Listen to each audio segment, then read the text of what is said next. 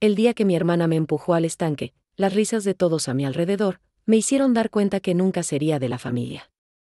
En el momento que salí del estanque con mi ropa mojada y llena de lodo, sentí una enorme tristeza al darme cuenta que nunca sería parte de la familia Anderson. Yo solo soy la niña adoptada por caridad y buenas acciones de la señora Anderson.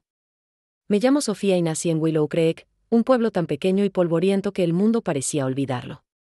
Mis primeros recuerdos son sencillos: el olor a pan de maíz, la risa de mi madre, el silbido de mi padre mientras arreglaba la cerca. Éramos pobres, pero felices, hasta que un camión sin freno se llevó todo: mi familia, mi casa, mi mundo. Tenía 4 años. El orfanato de Saint Mary olía a sopa rancia y desinfectante. Allí aprendí a no llorar, a no esperar caricias, a sobrevivir. La señorita Harper, la asistente social, decía que yo era fuerte, pero cada noche, bajo las mantas, me preguntaba si la fuerza no era solo otra palabra para la soledad. A los 7 años, la señorita Harper me vistió con mi mejor y única ropa y me llevó a Maplewood, una ciudad de casas grandes y calles limpias. Hoy conocerás a tu nueva familia, Sofía. Los Anderson son buenas personas. La casa de los Anderson era inmensa, con ventanas tan altas que parecían mirar el mundo desde arriba. Me recibió la señora Anderson, elegante y fría, con una sonrisa que no llegaba a los ojos. A su lado, Lucía, su hija biológica, me observaba como si yo fuera una mancha en el suelo pulido. El señor Anderson apenas asintió desde la sombra del recibidor. Bienvenida, Sofía, dijo la señora Anderson, tendiéndome la mano como si yo fuera una invitada de paso. Lucía me estudió de arriba a abajo, sin disimular su desdén. ¿Por qué tiene la piel tan oscura?, preguntó en voz alta. Lucía, no seas grosera, reprendió su madre, aunque no parecía realmente molesta. Me llevaron a una habitación pequeña, al fondo del pasillo, con una cama estrecha y una ventana al patio trasero. Sobre la almohada, una toalla doblada y un pijama de franela. Aquí dormirás. Lucía tiene su propio cuarto, claro. Gracias, susurré. La señorita Harper se despidió con un beso en la frente y una promesa vacía. Te irá bien aquí, Sofía. Ya lo verás. Cuando la puerta se cerró, me senté en la cama y abracé mi maleta de cartón. Afuera, escuché la risa de Lucía. Supe, sin saber cómo, que esa risa no era para mí. La integración fue un espejismo. En la escuela, Lucía era la reina, lista, bonita, siempre rodeada de amigas. Yo era la nueva, la adoptada, la que habla raro. Cada día, al entrar al aula, sentía las miradas curiosas y los cuchicheos a mi alrededor. Era como si llevara una etiqueta invisible pegada a la frente. La primera semana, durante el recreo, intenté acercarme a Lucía y a su grupo. Me acerqué con timidez, esperando que me hiciera un lugar a su lado en el banco, pero Lucía se giró y, sin mirarme, dijo en voz alta para que todos oyeran. ¿Por qué te sientas aquí? Este es mi sitio. Las otras niñas rieron. Yo me quedé de pie, sintiendo el calor en las mejillas. Cuando la profesora preguntó si éramos hermanas, Lucía respondió sin dudar. No, ella solo vive en mi casa. Las risas de los niños se me clavaron como alfileres. Ese día, comí sola en el patio, mirando cómo Lucía jugaba a la cuerda con sus amigas, como si yo no existiera. En casa, las diferencias eran sutiles, pero constantes. Lucía recibía ropa nueva, de colores alegres y telas suaves. Yo heredaba lo que ya no le quedaba a mi hermana, prendas que olían a suavizante ajeno y que siempre me quedaban un poco cortas o demasiado largas. Si Lucía rompía un vaso, la madre decía: no pasa nada, cariño, fue un accidente. Si yo derramaba agua, la señora Anderson fruncía el ceño y me reprendía. Tienes que ser más cuidadosa, Sofía. Aquí esperamos que las niñas sean educadas. Los domingos, después de la iglesia, la familia Anderson solía recibir visitas. Lucía se sentaba en el regazo de su madre, recibiendo halagos y sonrisas. Yo ayudaba en la cocina, lavando platos y secando cubiertos. A veces, los adultos preguntaban por mí, y la señora Anderson respondía con tono condescendiente. Sofía es nuestra pequeña obra de caridad. Es muy callada, pero estamos seguros de que algún día será una niña normal. En esos momentos, deseaba ser invisible de verdad. Un día, Lucía me encerró en el armario del pasillo. Apagó la luz y se fue, riendo. Al principio,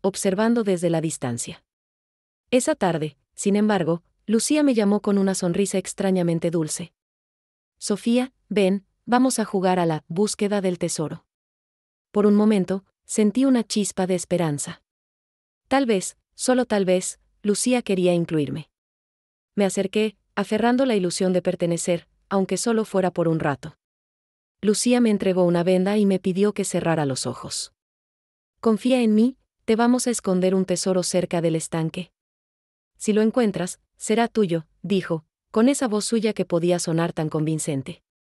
Obedecí, sintiendo las manos de Lucía y sus amigas girándome, riendo. Escuché sus pasos alejarse y el susurro de sus risas. Cuando por fin me permitieron quitarme la venda, estaba sola, de pie al borde del estanque.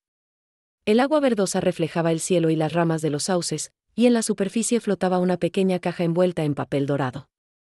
Me acerqué, arrodillándome para alcanzarla. En ese instante, sentí un empujón brutal en la espalda. Caí de bruces al agua, el frío cortante me paralizó. El barro me tragó las piernas, el vestido se me pegó al cuerpo. Intenté gritar, pero el agua me llenó la boca. Escuché las risas de Lucía y sus amigas, agudas, lejanas, crueles. Mira como nada la adoptada, gritó una de ellas. A ver si encuentra a su familia allá abajo. Se burló Lucía. La desesperación me hizo patalear, buscando la orilla. En mi lucha, mi rodilla se raspó con una piedra y sentí la sangre mezclarse con el agua. Cuando logré salir, empapada y temblando, las niñas ya se habían ido. La caja dorada seguía flotando, inalcanzable. Corrí a la casa, sollozando, el barro goteando en el suelo de mármol. La señora Anderson apareció en la puerta, el ceño fruncido. ¿Qué has hecho ahora, Sofía? Lucía me empujó, balbuceé, con la voz rota. Lucía entró detrás de mí, con el vestido seco y el cabello perfecto, fingiendo preocupación. No es cierto. Sofía se cayó sola. Solo quería el regalo antes de tiempo. La señora Anderson me miró con frialdad. No nos hagas arrepentirnos de haberte traído aquí. Ve a limpiarte y no hagas más escándalos. Subí a mi cuarto, dejando un rastro de agua y sangre. Me encerré en el baño, frotando el barro de la piel hasta que ardió. Me miré en el espejo, el cabello pegado, la rodilla sangrando, los ojos hinchados. Sentí una rabia tan honda que me dolió el pecho. Esa noche, mientras Lucía cenaba mi postre y reía con sus padres, yo me quedé en la oscuridad, abrazando mis rodillas, temblando de frío y odio. Por primera vez, deseé no solo huir, sino hacerlos pagar. Por primera vez, el dolor se transformó en una promesa. Nunca más volvería a confiar. Nunca más sería débil. Algún día, ellos sabrían lo que era sentirse invisible, herido y solo. Y esa promesa, oscura y ardiente, fue el verdadero tesoro que encontré en el fondo del estanque. La adolescencia llegó como una tormenta lenta pero implacable. En la casa Anderson, el silencio era cada vez más denso, cargado de reproches no dichos y miradas que evitaban encontrarse. Lucía y yo éramos dos planetas en órbitas opuestas, ella, la estrella apagada que alguna vez brilló, yo, la luna que aprendía a reflejar su propia luz. En el último año de secundaria, las conversaciones sobre el futuro se volvieron inevitables. Los Anderson organizaban cenas con amigos influyentes, esperando que Lucía encontrara su vocación entre risas y copas de vino. Pero Lucía parecía flotar de una idea a otra, incapaz de comprometerse con nada. ¿Has pensado en derecho, como tu padre?, preguntaba la señora Anderson. Tal vez diseño, o psicología, respondía Lucía, mirando el móvil. Yo, en cambio, tenía claro mi camino. Había descubierto en las matemáticas y la física un refugio, una lógica que no me juzgaba por mi origen ni por mi apellido. Soñaba con construir cosas que duraran, con dejar una huella que nadie pudiera borrar. Quiero estudiar ingeniería, anunció una noche, durante la cena. El señor Anderson apenas levantó la vista del periódico. Eso es difícil, Sofía. ¿No preferirías algo más, humano?, dijo la señora Anderson, como si la lógica y la ambición fueran defectos. Quiero intentarlo, repetí, más para mí que para ellos. Lucía se rió, un sonido afilado. ¿Ingeniería? ¿Y quién te va a contratar, Sofía? Nadie quiere a una sabelotodo. No respondí. Había aprendido que el silencio era mi mejor armadura. El primer año de universidad fue un campo de batalla. Yo estudiaba en la universidad pública, becada, trabajando medio tiempo en una cafetería para pagar los libros y el transporte. Cada logro era mío, ganado a pulso. Cada error, una lección grabada en la piel. Lucía, en cambio, saltaba de carrera en carrera. Derecho le pareció aburrido, psicología, demasiado difícil, diseño, un pasatiempo caro. Cambiaba de amigos, de peinados, de sueños. Los Anderson la apoyaban, convencidos de que era solo una fase. Ya encontrará su vocación, decía la señora Anderson a sus amigas. Es cuestión de tiempo. Pero el tiempo pasaba y Lucía acumulaba fracasos como medallas oxidadas. La envidia crecía en sus ojos cada vez que yo llegaba a casa con un diploma, una mención, una carta de recomendación. Una noche, mientras cenábamos, Lucía lanzó su vaso contra la pared. Siempre es Sofía esto, Sofía lo otro. ¿Por qué no pueden ver que yo también hago mi esfuerzo? El silencio fue absoluto. El señor Anderson la miró con decepción, la señora Anderson con lástima. Yo solo sentí una punzada de tristeza. Por un instante, vi a Lucía como realmente era, una niña perdida, atrapada en una competencia que nunca pidió. Pero ese instante pasó. Lucía me miró con odio, y supe que su dolor se había transformado en resentimiento. El último año de mi carrera, conseguí una pasantía en una empresa de tecnología. Era mi oportunidad de oro, el primer paso hacia la independencia. Pero Lucía no soportó mi éxito. Una tarde, encontré mi laptop empapada en café. Mis archivos, mis proyectos, todo perdido. Supe de inmediato quién había sido, pero no tenía pruebas. Cuando lo mencioné en casa, Lucía fingió indignación. ¿Ahora también me vas a culpar de tus desgracias?, dijo, con lágrimas falsas. La señora Anderson me miró con cansancio. Sofía, deja de buscar culpables. Aprende a ser humilde. Esa noche, reconstruí mis proyectos desde cero. Dormí 3 horas y entregué mi trabajo a tiempo. La empresa me ofreció un puesto fijo. Lucía, derrotada, dejó de hablarme. Pero no dejó de odiarme. El día de mi graduación llegó con un aire frío y distante. La ceremonia estaba llena de rostros sonrientes, familias abrazadas, amigos que celebraban el final de una etapa. Pero en mi corazón, la ausencia de los Anderson pesaba más que cualquier diploma. Mientras veía a otros padres aplaudir y tomar fotos, sentí un vacío que ni el éxito podía llenar. Mis padres no asistieron. Lucía había tenido una crisis, un ataque de ansiedad, dijeron, y todos debían estar con ella. Mientras caminaba hacia el escenario, sosteniendo mi diploma con manos temblorosas, la ovación fue un murmullo lejano, como si estuviera en otra dimensión. Sonreí para la foto oficial, pero por dentro sentía que algo se quebraba definitivamente. Esa noche, la casa estaba en silencio, salvo por las voces apagadas de Lucía y mis padres en la sala. Me senté en mi cuarto, mirando el diploma que parecía brillar con una luz propia, una luz que ellos nunca quisieron ver. Quise sentir orgullo, pero solo sentía cansancio y una tristeza sorda. Tomé papel y pluma y escribí una carta que nunca envié, palabras que necesitaba liberar aunque nadie las leyera. Gracias por enseñarme a ser fuerte. Gracias por mostrarme que el éxito es la mejor venganza. Algún día, entenderán lo que perdieron. Al día siguiente, la distancia entre Lucía y yo era un abismo insalvable. Las palabras se volvieron escasas, las miradas, frías y evitadas. Lucía me miraba con una mezcla de odio y envidia, mientras yo aprendía a proteger mi corazón con un muro de indiferencia. La relación que alguna vez fue de hermanas se había convertido en una guerra silenciosa, donde cada logro mío era una herida abierta para ella, y cada reproche suyo, un recordatorio de mi dolor. A veces, en las noches, escuchaba a Lucía llorar en su cuarto, y por un segundo sentía compasión. Pero esa compasión era rápidamente reemplazada por el recuerdo de cada humillación, cada traición. Pero en medio de esa tormenta, encontré mi fuerza. No necesitaba su aprobación ni su amor. Mi camino era mío, y estaba decidida a recorrerlo hasta el final, sin importar el costo. El correo electrónico de mi madre llegó como una sombra en la bandeja de entrada. Papá está muy enfermo. La empresa está en quiebra. Lucía no puede con todo. Te necesitamos. Lo leí 3 veces, sin sentir nada. Luego, lo sentí todo, el eco de las risas ahogadas, los cumpleaños solitarios, la sangre en el agua del estanque. Reservé el vuelo esa misma noche. El aeropuerto de Maplewood olía igual que cuando lo dejé, a café barato y promesas rotas. Tomé un taxi hasta la vieja casa de los Anderson. El jardín estaba descuidado, las flores marchitas, la pintura desconchada. Toqué el timbre y esperé. Mi madre abrió la puerta. Había envejecido 20 años en 10. Su abrazo fue torpe, necesitado, pero yo me mantuve rígida. Lucía me observó desde la escalera, la piel pálida, los ojos hundidos. Así que la ingeniera volvió, dijo, con una sonrisa torcida. Entré, dejando atrás el frío de la calle y trayendo conmigo uno aún más gélido.